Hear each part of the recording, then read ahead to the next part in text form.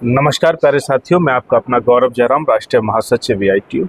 साथियों, जैसा कि आप लोग आज इंतज़ार कर रहे थे कि 30 अक्टूबर का जो दिन है, इसके लिए लाखों करोड़ों बच्चे और महीनों भर से इसका इंतज़ार कर रहे थे कि कैट की तरफ से एक बड़ा फैसला, एक बड़ा डिसीजन आने वाला है।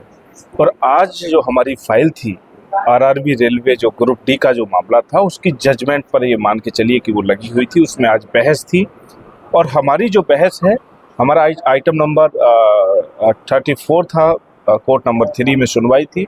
लेकिन किसी कारणवश रेलवे के वकीलों की तरफ से समय मांगा गया था कि लंच के बाद में इसको सुना जाए। तो हमारी सुनवाई 2:45 पे शुरू हुई और लगभग 1.5 घंटे से भी ज़्यादा आज सुनवाई चली कोर्ट के अंदर में, कैट के अंदर में बहसें हुई। हमारे वकील साहब श्रीकांत प्रसाद जी की तरफ से बहुत मजबूती के साथ में पूरा ग्राउंड एकदम से लगभग ये मान के चलिए कि आज 1.5 घंटा की बहस में 1 घंटा के लगभग में हमारी तरफ से वकील साहब जो श्रीकांत प्रसाद जी हैं, उनकी तरफ से दलीलें रखी गई, तमाम एविडेंस रखे गए, तमाम जजमेंट हाई कोर्ट के उन पर चर्चा हुई, तमाम तेज प्रकाश पाठक बनाम राजस्थान वाला जो उस पर भी चर्चा हुई और अलग अलग ग्राउंडों पे टेक्निकली चर्चा हुई।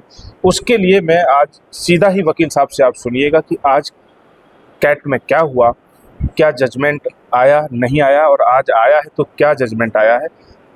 सबसे पहले आपका बहुत बहुत धन्यवाद और स्वागत है गौरव जयराम VITU के हमारे इस ऑफिशियल चैनल पर। सर, जानना चाहते हैं, आज का दिन की जो है बहुत लोगों को उम्मीद थी और बहुत करोड़ों लोग आपकी तरफ आशा की उम्मीद से देख रहे थे और आज कैट में सुनवाई भी हुई। तो सर, मैं चाहता हूं कि आप थोड़ा सा विस्तार से, क्योंकि मुझे लगता है कि आज वीडियो शूट भी नहीं हो पाई है, ऐसा लोगों के माध्यम से मुझे जानकारी मिल रही है। तो मैं चाहता हूं कि सर इस चैनल के माध्यम से सटीक जानकारी आज कोर्ट में क्या हुआ उस पर थोड़ा सा विस्तृत चर्चा करेंगे सर, प्लीज। देखो, मैं जैसे कि आपने देखा होगा कि आज कोर्ट में कम से कम 10 बार रेलवे के एडवोकेट्स ने इस बात को बोला कि यूट्यूब पे ये है, यूट्यूब पे वो है। तो मैंने उनको कहा कि please argue on the law पे आर्ग्यू करो। तो मैं आप लोगों को भी बताना चाहता हूँ कि मेरा कोई पर्पस नहीं है यूट्यूब पे आने का और ये सब चीज़ें का, लेकिन so that exact information court की क्या है उसको प्रोवाइड करने के लिए जस्ट मेरा उतना ही मोटिव है। ना मेरे चैनल पे कोई वीडियो होगी इस रिलेटेड, ना मैं कभी डालता हूँ, बस। तो मैं बताना चाहता हूँ आज क्या हुआ। देखो, लगभग 1.25 घंटे आज बहस हुई कोर्ट में और मैक्सिमम टाइम बहस हमने ही किया जी। और बहुत सारे ग्राउंड्स थे, लेकिन छोटे से 2 मिनट में बताऊं तो पहला ग्राउंड था कि 2017 में रेलवे की पॉलिसीज़ कहती थी कि 10+ ITI हम लेके आएंगे। बिल्कुल। 2018 में भी इन्होंने बोला कि 10+ ITI रखेगा। बिल्कुल। क्यों रखेंगे? क्योंकि टेक्निकल पोस्ट है जी। तो मेरा पूरा बहस आजकल 3-4-5 चीज़ों पे फोकस रहा आज की जो है। पहला कि रेलवे की पॉलिसीज़ है कि एक टेक्निकल पोस्ट है तो टेक्निकल क्वालिफिकेशन होनी चाहिए, इनकी पॉलिसीज़ थी जी।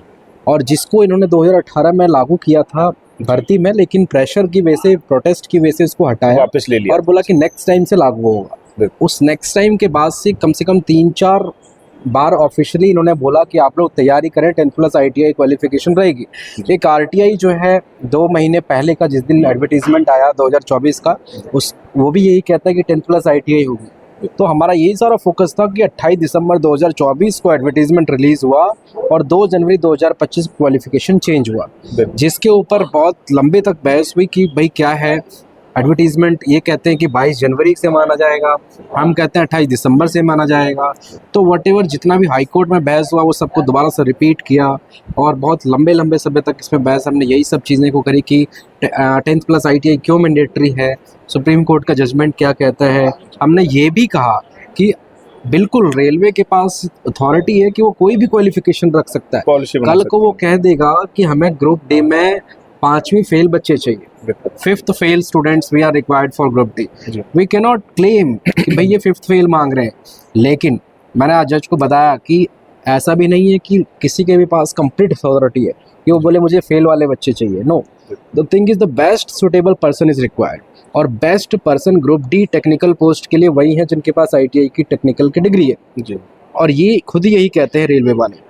तो अब उस चीज़ से डेविएट हो रहे हैं। चलो हम उस पर भी ज़्यादा बहस नहीं कर रहे, हमारा सिर्फ आर्गूमेंट स्ट्रांगली जो एक चीज़ में फंसा हुआ है जिस पे हम लोग केस क्लेम कर रहे हैं अपना, जी कि एडवर्टीजमेंट 28 दिसंबर को जारी हुआ, क्वालिफिकेशन 2 जनवरी को चेंज हुआ, जी एंड उसमें भी लिखा है कि फॉर फ्यूचर रिक्रूटमेंट हम क्वालिफिकेशन ये रखेंगे 10th और ITI। जी तो this advertisement has to avoid by 10th plus ITI। Now they are saying कि आज उन्होंने बहस किया कि उसमें तो हमने कहीं क्वालिफिकेशन रखा ही नहीं है, जी हमने कहीं कुछ डिटेल ही नहीं दिया। तो मैंने उस चीज़ को कहा तो फिर ये नहीं दिया तो आप तो बेवकूफ़ बना रहे हैं बच्चों को। हाँ, यहाँ पे जो चीज़ एक और पॉइंट था सर यहाँ पे, क्योंकि इसी में वो जुड़ा हुआ है जो इसमें दिसंबर में 2024 में जो 08/2024 जो नोटिफिकेशन निकला है, आपकी तरफ से ये तर्क दिया जा रहा था कि ये भविष्य की भर्तियों के लिए है।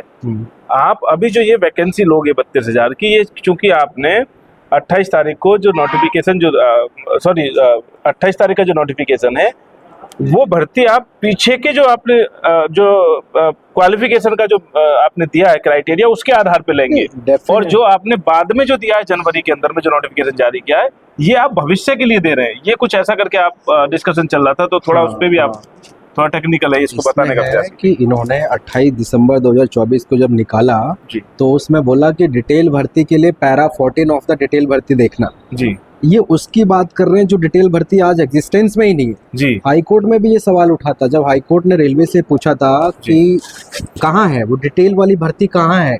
जज हाई कोर्ट के जज ने बोला कि डिटेल वाली भर्ती जो है 28 दिसंबर से पहले इशू होनी चाहिए। हाँ। तभी तो हम उसमें रेफर करेंगे, पढ़ेंगे कि अच्छा ये उस वाले से पढ़ना है हमें। बिल्कुल जब बिल्कुल है ही नहीं, अभी आया नहीं, आप तो उसके बारे में पहले कह रहे हैं। पहले कह रहे हो। जी। इट मीन्स कि दैट द क्वालिफिकेशन जी। Which was existing on 28th of December जी shall be bounded with this advertisement। जी जी और एडवर्टीजमेंट खुद कहता है कि ये 8/2024 का है। जी तो साफ सीधी बात है, बहुत सारी चीज़ें हैं इसमें सुप्रीम कोर्ट की जजमेंट। तो हम लोग ट्राई करते हैं कि इस बार की भर्ती में ये हो जाए। हमने ये भी बताया जी। कि आपके कहने पर 39 लाख बच्चों ने ITI का कोर्स किया। जी जी तो अगर हमने किया कोर्स आपके कहने पे और आप अचानक से बैक स्टेप नहीं ले सकते हैं, आप ले सकते हैं। अगर आपका बैक स्टेप लेना लोगों के हित में है, जी लेकिन हित में कहाँ है। अगर टेक्निकल पोस्ट है और उसको कोई भी ऐरा गैरा कर देगा जिसके पास टेक्निकल नॉलेज नहीं है, जी तो इससे तो फिर रेलवे में एक्सीडेंट्स जो हो रहे हैं इतने सारे, बिल्कुल डेफिनेटली वो बढ़ ही जाएंगे। ये बहुत सारी RTI के रेफरेंस भी दिए आपने, जो 40 लाख बच्चों ने लगभग ITI किया, उसके संदर्भ में भी बहुत डिटेल से बात हुई। आप समझ सकते हैं कि 1.5 से पौने 2 घंटा जब बहस होती है और एक बड़ी स्पीड से बहस होती है कोर्ट के अंदर में, तो कितने सारे पॉइंटों पर वहाँ पे बहस हुई होगी। और मैं एंड में ये चाहता हूँ वकील साहब, ज़रा बताइए बच्चों को कि आज आखिर कंक्लूजन क्या निकला, रिजल्ट क्या है आज की सुनवाई का, उसके बारे में थोड़ा सा बता दीजिए प्लीज। कंक्लूजन ये था कि every time we are showing finding की मेन बहस लॉ से हट करके इधर उधर की बातें वकील साहब कर रहे थे जी। तो उस पर मैं भी फिर अब रिएक्ट कर रहा था कि ये फालतू की बातें यहाँ रेलेवेंट नहीं है, लॉ पे बहस करिए। जी तो यही बहुत लंबे समय तक ये बहस चलती रही। तो फिर एक उन्हीं की तरफ से ऐसा कहा गया कि मेरा गला खराब है, आई विल नीड टाइम। तो जी। टाइम के लिए जो है कोर्ट ने उसको एडजर्न कर दिया है पार्ट 3 में आधा सुनने के बाद। जी ट्यूसडे के लिए नेक्स्ट डेट डालिए कि हम ट्यूसडे को आधा सुनेंगे। जी तो उसी लिए अभी आज का कोई फैसला नहीं है, अभी तक का कोई फैसला रिजर्व नहीं है। जी ये अभी ट्यूसडे पे डिपेंड है। यानी आज जो डिसीजन होना था, आज जो जजमेंट होना था, उसके पूरे के पूरे पार्ट को सुन लिया गया है, लेकिन कुछ पॉइंटों पर अब जो लास्ट में जो रिजल्ट आना है अब वो अगली डेट पे आएगा, और वो डेट भी निर्धारित हो गई है। शायद मंगलवार की वो डेट है, मंगलवार को शायद 4 तारीख है, 4 तारीख में समथिंग इसको सुना जाएगा, और दोबारा से फिर जजमेंट उस दिन आने की संभावना है। कुछ भी चीज़ें होंगी, मुझे पूरा उम्मीद है। वकील साहब जिस तरीके से मेहनत कर रहे हैं, जिस तरीके से तमाम बहुत सारे वकील, हाई कोर्ट में भी हमने देखा कि दर्जन भर वकील जो है, तमाम सीनियर एडवोकेट और बहुत जूनियर एडवोकेट, और अपना अपना पक्ष रख देते सभी लोग, और हमारी तरफ से वकील साहब ने पूरी मेहनत के साथ में सबके सवालों का जवाब दिया संविधान के दायरे में आकर के,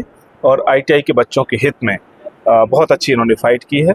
मैं बस बहुत बहुत शुक्रिया सर आपका कि आप बहुत मेहनत कर रहे हैं, और हमें आशा है, उम्मीद है कि आप इन 40 लाख बच्चों के जो परिवार हैं और इनको आप लोग जिता करके रहोगे। बहुत बहुत शुक्रिया सर, थैंक यू सर।